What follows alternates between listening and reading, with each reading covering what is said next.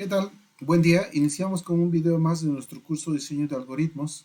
En este video vamos a comenzar a hablar de las estructuras de decisión, pero antes de irnos al material de interés, bueno, en la foto que les estoy mostrando es de una visita que se hizo en la ciudad de Querétaro al Centro de Investigación y Desarrollo CARSO. Este es un centro de investigación enfocado al diseño y desarrollo y comercialización de sistemas embebidos enfocados a la industria automotriz, y muchos egresados de las ingenierías en electrónica y mecatrónica, bueno, se encuentran pues trabajando ahí en esa empresa. Y los jóvenes que ahí nos acompañaron, la visita fue el año pasado, pues son las últimas dos generaciones de electrónica, los que egresaron en el año 2019 y nuestros últimos egresados en el año 2020. Bien, ahora sí vamos a pasar a nuestro tema de interés. Entonces, ya comentábamos que vamos a comenzar a hablar de las estructuras de decisión. Hasta el momento hemos visto algoritmos secuenciales, es decir, algoritmos donde se ejecuta un paso, después el siguiente, hasta llegar al fin del algoritmo. Con este tipo de algoritmos, los problemas que se pueden resolver pues son muy pocos, están muy limitados. Necesitamos que nuestros algoritmos comiencen a tomar decisiones. Entonces, bueno, aquí observamos un algoritmo con una decisión.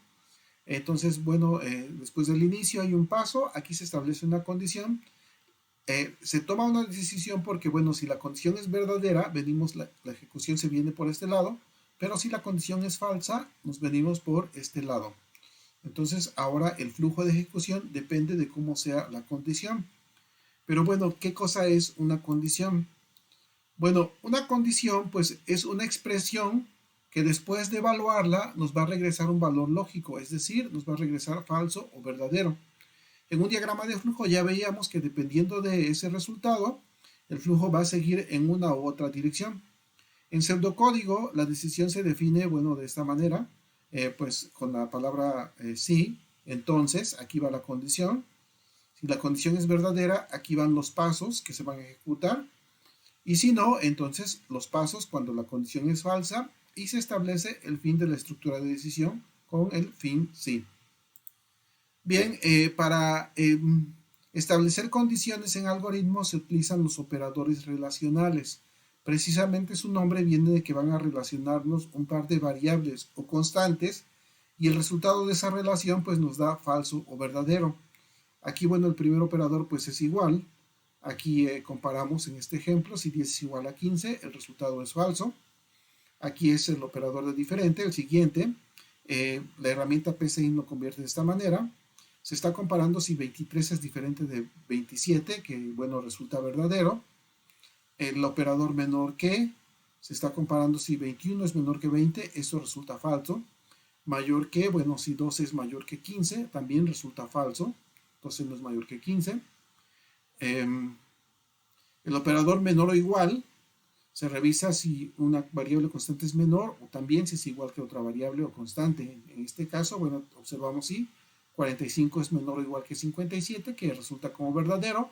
Y finalmente, mayor o igual, observamos si pues una variable constante es mayor o igual que otra. Bueno, se hacen las dos comparaciones. En este caso, 12 mayor o igual que 12 es verdadero porque efectivamente son iguales.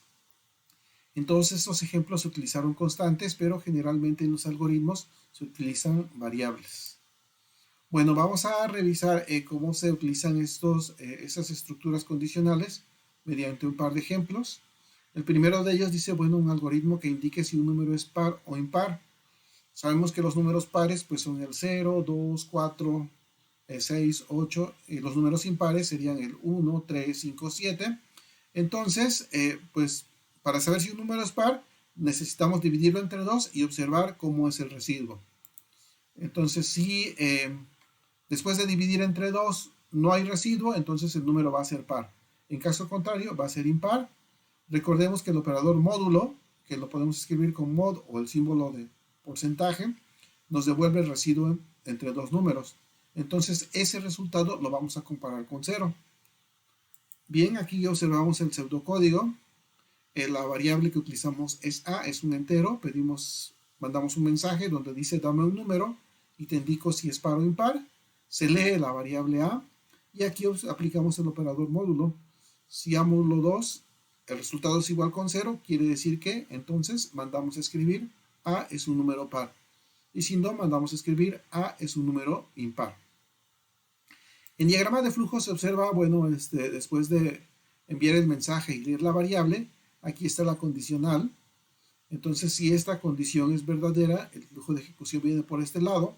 Y si la condición es falsa, el flujo de ejecución viene por este lado. Vamos a ver un par de ejemplos, uno para cada caso. Si, por ejemplo, pues A es 13, se pide un número y se mete 13, entonces el flujo se fue a indicar que el A o el número 13 es un número impar. Y si metemos un número 56, en este caso indicamos que el número es par. Bien, veamos otro ejemplo para entender un poquito más estas estructuras de decisión. Entonces dice, bueno, un algoritmo que indique si una persona es adulto o no. Primero, bueno, analizamos el concepto. Una persona se considera como adulto cuando su edad es mayor o igual a 18 años. Entonces habría que solicitar la edad al usuario y comparar a ver si esa variable es mayor o igual a 18. Entonces aquí está en pseudocódigo, tenemos la variable edad, un mensaje de salida, se lee el valor que introduce el usuario y comparamos si edad es mayor o igual a 18, entonces mandamos el mensaje, ya eres un adulto, y si no, mandamos el mensaje, aún no eres un adulto. Bien, veamos el diagrama de flujo. Aquí, bueno, después de definir la variable edad como entero, se manda un mensaje, se lee edad. Si edad es mayor a 18, entonces, por ejemplo, no sé, 25, 30, etcétera, el flujo viene por este lado. Y si esto es falso, para edades como 10, 12, 17, entonces el flujo viene por este lado. Vemos un par de ejemplos de ejecución. En este caso se pidió la edad, se metió 16 y se mandó el mensaje, aún no eres un adulto. Otro ejemplo, se pidió la edad, se introdujo 25 y se mandó el mensaje, ya eres un adulto. Bien, hay situaciones donde necesitamos combinar condiciones. Por ejemplo, aquí, bueno, hay unas preguntas. Dice, ¿cómo sabemos si un número, además de ser par, es mayor a 20? O cómo saber si una persona es adolescente, es decir, su edad está entre 12 y 17 años, o sea, no es un niño y tampoco un adulto. Otro ejemplo, bueno, en el cine, a los niños y adultos mayores se les aplica un descuento. ¿Cómo saber si una persona tendrá descuento a partir de su edad? Es decir, si su edad es menor a 12 o mayor o igual que 60. Bueno, ese tipo de condiciones complejas las vamos a armar a partir de condiciones simples. Para eso se utilizan los operadores lógicos. Como aquí se dice, combinan condiciones simples para crear expresiones condicionales con mayor complejidad. Y son tres operadores básicamente: el de negación, que si una expresión es falsa nos la vuelve verdadera, o viceversa, si es verdadera nos la vuelve falsa. Aquí vemos un ejemplo, se está negando, se está revisando primero, 18 es mayor o igual que 13, eso es verdadero. Entonces el negado de verdadero, esta revisión nos va a devolver falso. Bueno, otro operador es el operador y o AND, que es el operador de conjunción. En este caso nos combina con la conjunción y. Revisamos si 10 es menor que 15 y además si 10 es mayor que 12. En este caso 10 sí es menor que 15, pero 10 no es mayor que 12. Entonces aquí teníamos un caso donde la primera expresión es verdadera y la segunda es falsa, el resultado es falso. Cuando hablamos de ahí, el resultado va a ser verdadero cuando ocurran las dos situaciones. Si no ocurren las dos, el resultado es falso. Bueno, el operador OR, o simplemente O, que es la disyunción, bueno, combinamos con la O. Aquí 10 menor que 15, o bien 10 mayor que 12. El primer caso es verdadero, el segundo es falso. Basta que uno sea verdadero para que el resultado sea verdadero. El orden de precedencia, bueno, está marcado aquí en este triángulo de mayor a menor. Tiene prioridad la negación, luego la conjunción y finalmente la disyunción. En caso que sea necesario, bueno, recordemos que se pueden utilizar paréntesis para cambiar el orden de precedencia o jerarquía en la aplicación de los operadores. Bueno, las tablas de verdad pues nos muestran cómo se comportan esos operadores lógicos. Ya aquí tenemos el de negación. Si P, que es una proposición que es falsa, al negarla se vuelve verdadera. Si es verdadera, se vuelve falsa. Entonces aquí un ejemplo. 12 igual a 18 es falso. Si lo negamos, se vuelve verdadero. 17 mayor a 9 es verdadero. Si lo negamos, se vuelve falso. Bueno, en electrónica digital son muy usados estos operadores. Bueno, se utilizan a través de compuertas. Entonces la compuerta NOT es el negado. Aquí, bueno, la entrada P y tenemos la salida, el negado de P. Entonces, este es el símbolo de la compuerta de negado. Si en la entrada tenemos un 0, observamos que a la salida vamos a tener un 1. Si en la entrada tenemos un 1, al negarlo vamos a tener un 0. En electrónica digital se usan unos y ceros para representar ya sea niveles de voltaje altos o bajos, o interruptores abiertos o cerrados. O en el caso de salidas, LEDs o indicadores de encendido o apagado. Bueno, la tabla de verdad para la conjunción.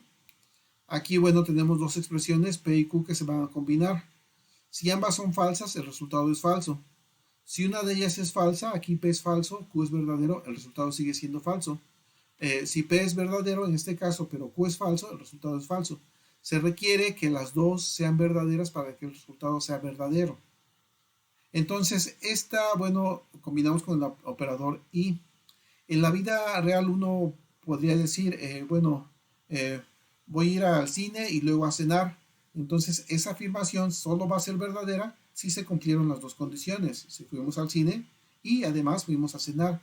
Si solo realizamos una de esas acciones, el enunciado completo resulta falso. Si solo fuimos al cine o bien solo fuimos a cenar, entonces la combinación con el y resultaba falso.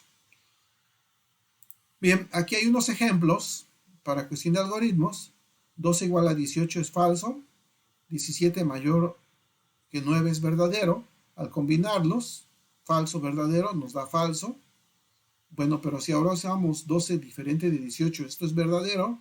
Y 17 mayor que 9, verdadero. Verdadero con verdadero nos va a dar verdadero. Bien, en electrónica digital, la compuerta que tenemos es la compuerta AND para la conjunción. Entonces aquí, bueno, nuevamente utilizamos ceros y unos. 0 con 0 nos da 0. Con que uno tenga 0 el resultado es 0. Ambos tienen que tener 1 para que el resultado sea 1. Este es el símbolo de la compuerta. Si ambos tienen ceros o con que uno tenga 0, el resultado es 0.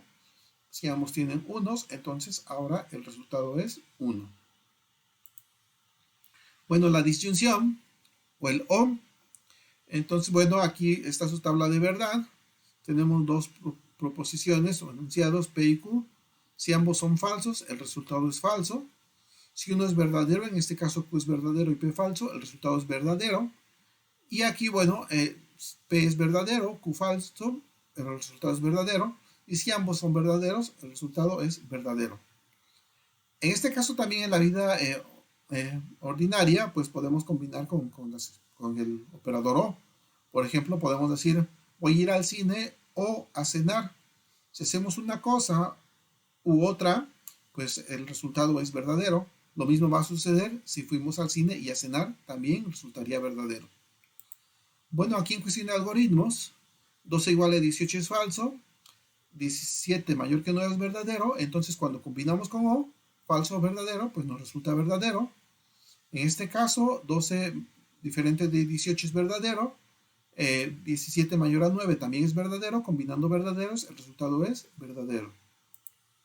Bueno, en electrónica digital, para la disyunción, tenemos la compuerta OR, este es el símbolo. Entonces, con que una entrada sea verdadera es suficiente para que la salida sea verdadera. Si las dos son verdaderas, bueno, se reafirma y el resultado es verdadero. Aquí, bueno, si las dos fueran falsas, entonces el resultado sería falso. Bien, bueno, y también aquí se muestra el símbolo más, que así es como se utiliza en la electrónica digital. Bien, entonces para estas condiciones complejas, aquí decíamos, ¿cómo saber si un número es par y mayor que 20? Pues combinamos a través de la conjunción.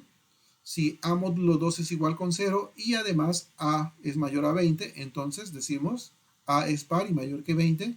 Y si no, escribimos a no es par o no es mayor a 20. Alguna de las dos condiciones no se cumplieron o ambas no se cumplieron. ¿Cómo saber si una persona es adolescente? Es decir, si su edad está entre 12 y 17 años. Bueno, revisamos, combinamos nuevamente con el y. Si edad es mayor o igual a 12 y también la edad es menor o igual a 17, entonces escribimos eres un adolescente. Y si no, escribimos no eres un adolescente. Bueno, en el cine decíamos a los niños y adultos mayores se le aplica un descuento. Entonces, ¿cómo saber si una persona tendrá descuento? Bueno, pedimos la edad. Si edad es menor a 12 o bien la edad es mayor a 60, con que una de esas dos se cumpla, es suficiente para aplicar descuento. Y si no, escribimos no aplicar descuento. Bien, con esto terminamos este video. En el siguiente video vamos a ver los diferentes tipos de estructuras condicionales que existen. Así que por el momento es todo. Hasta luego.